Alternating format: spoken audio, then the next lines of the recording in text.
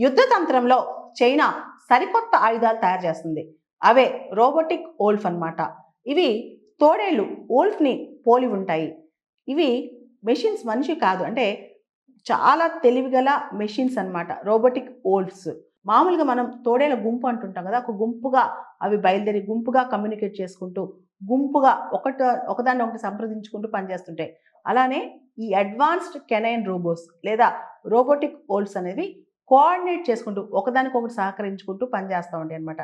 ముఖ్యంగా ఏదైనా దాడి చేయాల్సొచ్చినప్పుడు, లేకపోతే ఏదైనా విషయం నిర్ణయం తీసుకోవాల్సొచ్చినప్పుడు, సంయుక్తంగా జాయింట్‌గా డెసిషన్ మేకింగ్ చేస్తాయి. Real time communication, real time coordination చేస్తాయన్నమాట. ముఖ్యంగా ఇంటెలిజెన్స్ గ్యాదరింగ్ కావచ్చు. అంటే పీస్ టైమ్ గాని, వార్ టైమ్ గాని ఇంటెలిజెన్స్ సేకరించడం కావచ్చు. అదేవిధంగా కొత్త వార్‌ఫేర్ టెక్నాలజీ యూసేజ్‌లో ఇవి ముందుంటం కావచ్చు. దాంతో పాటు హ్యూమన్ ఎఫర్ట్స్ తగ్గించి మెషిన్ ఎఫర్ట్స్ పెంచటం. అండ్ ఇవి 15 కిలోమీటర్స్ పర్ అవర్ వేగంతో ప్రయాణం చేస్తా ఉంటాయన్నమాట. ఈ రోబోటిక్ వోల్ఫ్స్ అనేవి చైనా ఇంట్రడ్యూస్ చేసింది. చైనా దీని మీద ప్రయోగం కూడా చేసి సక్సెస్ అయిందంట. సో, పూర్తి స్థాయిలో ఒక కోఆపరేషన్‌తో, కోఆర్డినేషన్‌తో ఇవి ముందుకెళ్తాయి. ఈవెన్ ఒక్కొక్కసారి కమ్యూనికేషన్ లేకపోయినా ఇవన్నీ ఒకేలాగా కోఆర్డినేట్ చేసుకుంటూ ముందుకెళ్తాయంట. ఇవే ఈ రోబోటిక్ వోల్ఫ్ యొక్క ప్రత్యేకత. ఇవి వోల్ఫ్‌ని పోలి ఉంటాయి కాబట్టి వీటిని రోబోటిక్ వోల్ఫ్ అంటుంటారనమాట.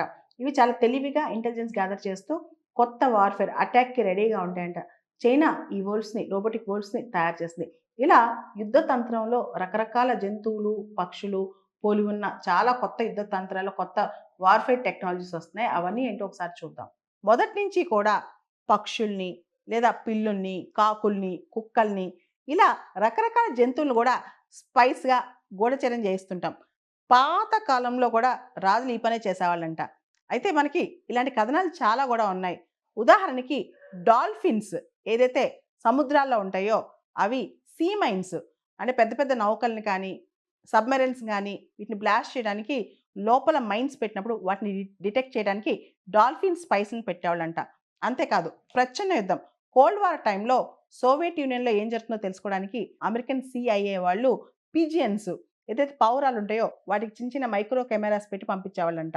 వాటితో పాటు పిల్లుల చెవుల లోపల చిన్న కుట్టేసి మైక్రోఫోన్ తగిలిచ్చి వాళ్ళేం మాట్లాడుకుంటున్నారో, ఏం చర్చించుకుంటున్నారో తెలుసుకునేవాళ్ళంట. ఇలా చాలా వాడతారనమాట. ముఖ్యంగా రాట్స్ అంటే రోడెంట్స్‌కి బాగా స్మెల్లింగ్ కెపాసిటీ ఉంటది. రాట్స్ కానీ, కుక్కలకు కూడా బాగా స్మెల్ చేస్తాయన్నమాట. స్నిఫర్ డాగ్స్ అంటాం. సో, రకరకాల వస్తువులు ఎక్కడ పెట్టారో తెలుసుకోవడానికి ఈ స్నిఫర్ డాగ్స్‌ని గాని, రాట్స్‌ని గాని వాడతారనమాట. ఇట్లా రకరకాల లివింగ్ ఆర్గానిజమ్స్‌ని రక్షణ కోసం, ఇంటెలిజెన్స్ కోసం వాడటం ఎప్పటినుంచో పరిపాటయిపోయిందనమాట. జర్మనీ వాళ్ళు బొద్దింకలను వాడుతున్నారు. స్పై కాక్రోచెస్ చాలా విచిత్రంగా ఉంది గదా! చిన్న కాక్రోచెస్ మనకు తెలుసు కాక్రోచెస్ అనేవి చాలా చిన్న లివింగ్ ఆర్గానిజమ్స్ అనమాట. వాటికి చిన్న బ్యాక్ ప్యాక్ కడతారు. దాని ద్వారా ఎలక్ట్రిక్ సిగ్నల్స్ వాటి బ్రెయిన్‌కి పంపిస్తారనమాట.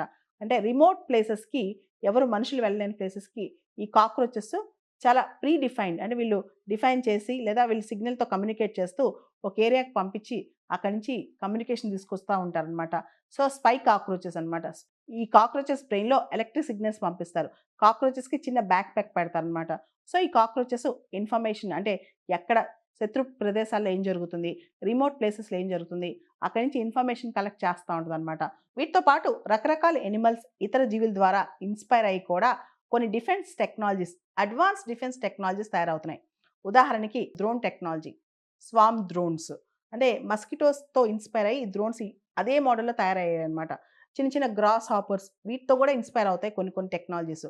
అంతేకాదు ఇప్పుడు జాపనీస్ వాళ్ళ బుల్లెట్ ట్రైన్స్ ఉన్నాయి. అవి కింగ్ ఫిషర్ బర్డ్ ఎలా కూసుగా అలా ఉంటదో సేమ్ అదే మోడల్‌లో అన్నమాట. బీ-2 బాంబర్స్ ఇవి పెరిగ్రిన్ ఫాల్కన్ ఈ పక్షి ద్వారా ఇన్‌స్పైర్ అయినాయన్నమాట.